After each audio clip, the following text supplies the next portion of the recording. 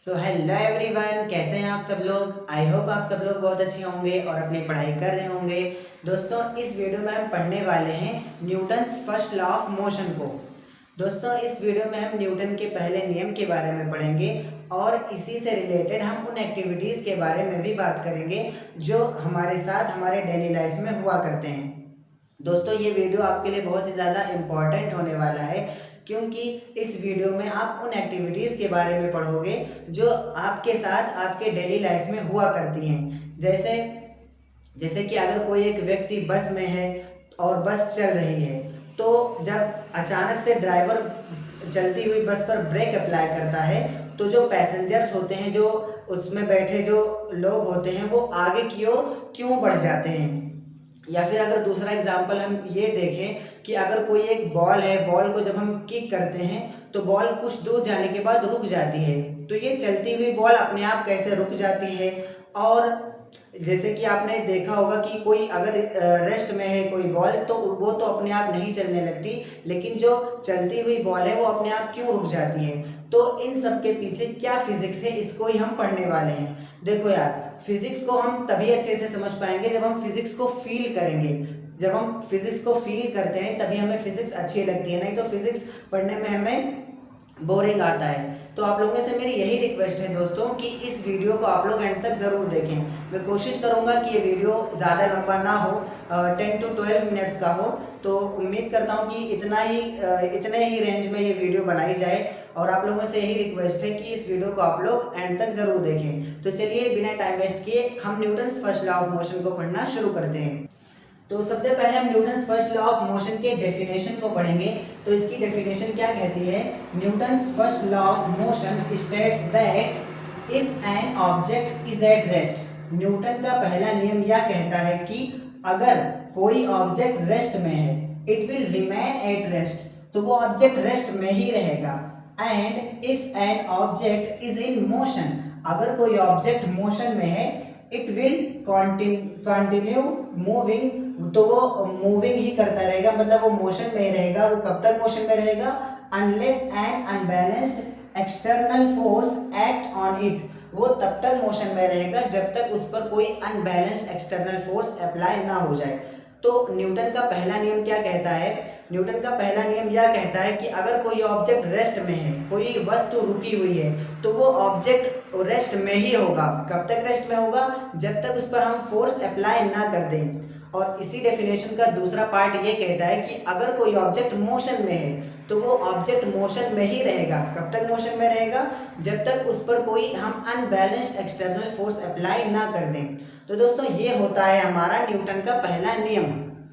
अब न्यूटन के पहले नियम से आप लोगों को एक कंफ्यूजन जरूर आती होगी कि हमें ये तो पता है कि कोई ऑब्जेक्ट अगर रेस्ट में है तो वो रेस्ट में ही रहेगा, लेकिन जो ऑब्जेक्ट्स मूव करते रहते हैं वो कुछ दूर जाने के बाद रुक जाते हैं। तो वो कुछ दूर जाने के बाद रुक क्यों जाते हैं। क्योंकि न्यूटन का ये पहला नियम ये कहता है कि अगर कोई ऑब्जेक्ट मोशन में है तो वो मोशन में ही रहेगा, लेकिन अगर हम बॉल को किक करते हैं तो वो कुछ दूर जाने के बाद रुक क्यों जाता है। वहां पर बॉल पर कौन सा फोर्स अप्लाई कर होता है। तो चलिए हम इसी को देखते हैं। मान लीजिए हमारे पास ये एक बॉल है, इस बॉल को हमने किक किया, यानी इस बॉल पर हमने फोर्स लगाया। तो इस बॉल पर जब हमने फोर्स लगाया तो ये बॉल कुछ दूर जाते जाते ये अपनी स्पीड को स्लो करता है और एक पॉइंट पर रुक जाता है। तो यहाँ पर कौन सी फोर्स अप्लाई हो रही है। तो यहाँ पर इस पर लग रहा है फ्रिक्शनल फोर्स। इस पर फ्रिक्शनल फोर्स लग रहा है, इसके कारण ये बॉल कुछ दूर जाने के बाद रुक जाता है। अब ये फ्रिक्शनल फोर्स क्या होता है। फ्रिक्शनल फोर्स वह फोर्स होता है जो किसी सरफेस के द्वारा किसी ऑब्जेक्ट पर लगाया जाता है। जैसे कि आपने देखा, जब हमने इस बॉल को किक किया तो ये कुछ दूर जाने के बाद जाएगा और वो रुक जाएगा। तो क्यों रुक जाएगा। क्योंकि ये बॉल जो जमीन पर है, जो लैंड पर है, तो ये लैंड का जो सरफेस है इसी बॉल पर अपोजिट डायरेक्शन में एक फोर्स अप्लाई करेगा। तो ये जो जमीन इस बॉल पर अपोजिट डायरेक्शन में फोर्स अप्लाई करेगा, इसी फोर्स को हम बोलते हैं फ्रिक्शनल फोर्स। अब यहाँ पर अपोजिट डायरेक्शन का क्या मतलब है। मान लीजिए अगर ये बॉल इस तरफ मूव कर रहा है, तो ये जो लैंड होगा, ये जो लैंड की जो सरफेस होगी, वो इस बॉल पर इस तरीके से फोर्स अपोजिट फोर्स अप्लाई करेगी। इसीलिए ये बॉल जो है वो कुछ दूर जाने के बाद रुक जाता है, क्योंकि इस पर लगता है फ्रिक्शनल फोर्स। ठीक है दोस्तों। दोस्तों अब हम और एग्जाम्पल्स को पढ़ेंगे, लेकिन उससे पहले न्यूटन्स के फर्स्ट लॉ को हम एक बार फिर से रिवाइज करेंगे। तो न्यूटन का पहला नियम क्या कहता है कि अगर कोई ऑब्जेक्ट रेस्ट में है तो वो रेस्ट में ही रहेगा, या फिर हम इस तरीके से कहें कि अगर कोई ऑब्जेक्ट रेस्ट में है तो वो रेस्ट में ही रहना चाहता है, और अगर कोई ऑब्जेक्ट मोशन में है तो वो मोशन में ही रहना चाहता है। तो ये होता है हमारा न्यूटन का पहला नियम। अब हम यहाँ पर बात करेंगे कि क्यों कोई एक व्यक्ति, कोई पैसेंजर्स जो होते हैं, वो चलती हुई बस में जब ड्राइवर के द्वारा अचानक से ब्रेक अप्लाई किया जाता है तो जो पैसेंजर्स होते हैं वो आगे की ओर क्यों बढ़ जाते हैं। तो देखो, जब बस चलती है तो वहाँ पर बस भी मोशन में होती है और बस में बैठे पैसेंजर्स भी मोशन में होते हैं, दोनों ही मोशन में होते हैं, ठीक है। और हमने क्या सीखा न्यूटन के पहले नियम से कि अगर कोई ऑब्जेक्ट मोशन में है तो वो मोशन में ही रहना चाहती है। तो उस केस में पैसेंजर और बस दोनों ही मोशन में हैं और वो मोशन में ही रहना चाहते हैं। लेकिन क्या होता है, जब ड्राइवर के द्वारा अचानक से ब्रेक अप्लाई कर दिया जाता है उस बस पर, तो बस तो रुकना शुरू हो जाती है, लेकिन क्योंकि जो पैसेंजर्स की बॉडी होती है वो मोशन में रहना चाहती है, इसीलिए पैसेंजर की बॉडी आगे की ओर मूव करने लगती है, ठीक है। जब बस और पैसेंजर दोनों ही मोशन में थे तो उस केस में तो सब कुछ सही चल रहा था, लेकिन जब बस पर ड्राइवर ने अचानक से ब्रेक अप्लाई किया तो बस तो अब रुकना शुरू हो गई क्योंकि उस पर ब्रेक अप्लाई किया गया है। लेकिन जो पैसेंजर्स की बॉडी है वो तो मूव ही करना चाहती है, मतलब आगे की ओर ही बढ़ना चाहती है ना, according to Newton first law.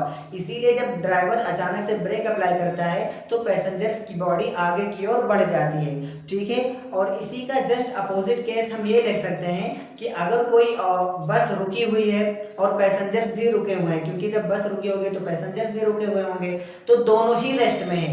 तो अचानक से जब ड्राइवर एक्सीलरेटर को प्रेस करता है तो जो पैसेंजर्स होते हैं वो पीछे की ओर झुक जाते हैं, मतलब बैकवर्ड डायरेक्शन में झुक जाते हैं। तो वो पीछे की ओर क्यों झुक जाते हैं, यहाँ पर अब आपको समझना होगा कि जब बस रेस्ट में होती है और पैसेंजर्स भी रेस्ट में होते हैं तो न्यूटन का पहला नियम ये कहता है कि कोई भी ऑब्जेक्ट अगर रेस्ट में होता है तो वो रेस्ट में ही रहना चाहता है। तो इस केस में दोनों ही, यानी बस और पैसेंजर दोनों ही रेस्ट में रहना चाहते हैं। लेकिन जब ड्राइवर अचानक से एक्सीलरेटर को प्रेस करता है तो बस मोशन में आ जाती है, लेकिन क्योंकि पैसेंजर्स की बॉडी रेस्ट में ही रहना चाहती है, इसीलिए वो अपने पोजीशन को बनाए रखना चाहती है, इसीलिए जब एक्सीलरेटर को प्रेस किया जाता है तो बस आगे की ओर बढ़ जाती है, लेकिन जो पैसेंजर्स की बॉडी होती है वो अपने पोजीशन को बनाए रखने के लिए वो पीछे की ओर झुक जाती है, क्योंकि वो अपने स्टेट को यानी कि चेंज नहीं करना चाहती है। वो रेस्ट में थी तो वो रेस्ट में ही रहना चाहती है, वो अपने पोजीशन को चेंज नहीं करना चाहती है। इसीलिए जब एक्सीलरेटर को प्रेस किया जाता है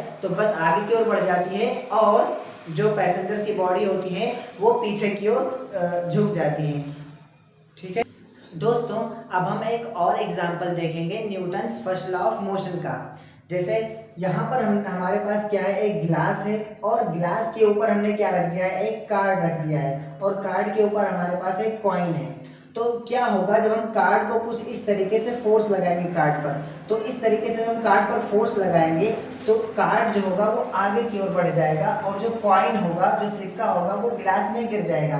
तो यहाँ पर भी न्यूटन्स का पहला नियम ही अप्लाई हो रहा है। एक्चुअल में यहाँ पर हुआ क्या है कि जब नॉर्मली जब ग्लास के ऊपर कार्ड और जो ये कॉइन है वो ऐसे रखे थे तो दोनों ही किस स्टेट में थे, दोनों ही रेस्ट में थे, ठीक है, दोनों ही रेस्ट में थे।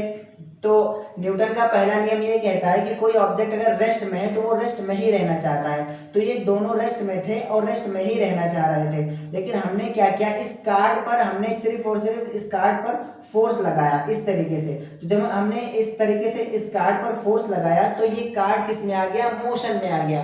लेकिन कार्ड के ऊपर जो ये कॉइन है वो कॉइन किस स्टेट में रहना चाह रहा था, वो रेस्ट में रहना चाह रहा था। इसीलिए जब हमने इस पर एक फोर्स लगाया कुछ इस तरीके से कार्ड पर, तो कार्ड हमारा आगे की ओर बढ़ गया और ये जो कॉइन है वो क्योंकि वो अपने पोजीशन पर ही रहना चाह रहा था तो वो अपने पोजीशन को ऑक्यूपाई करने के लिए वहीं ठहरा रहा और ये कॉइन जो हो गया वो इस ग्लास में गिर गया। तो ये भी एक एग्जाम्पल है किसका, Newton first law of motion का। तो दोस्तों ये रहा हमारा Newton first law of motion. दोस्तों आई होप आप लोगों को ये वाला कॉन्सेप्ट बहुत अच्छे से समझ में आया होगा। दोस्तों आप लोग हमें ज़रूर कमेंट में बताएं कि ये कॉन्सेप्ट आपको कैसा लगा। आप लोग लाइक करें चाहे ना करें, बट ये ज़रूर बताएं हमें कमेंट में कि ये वीडियो आपको कैसा लगा। और आप लोग ये भी हमें बताएं कि हमें और कौन से अलग अलग टॉपिक पर वीडियोस बनानी चाहिए। तो दोस्तों इस वीडियो में बस इतना ही, मिलते हैं इसी तरीके के नेक्स्ट एजुकेशनल वीडियो में।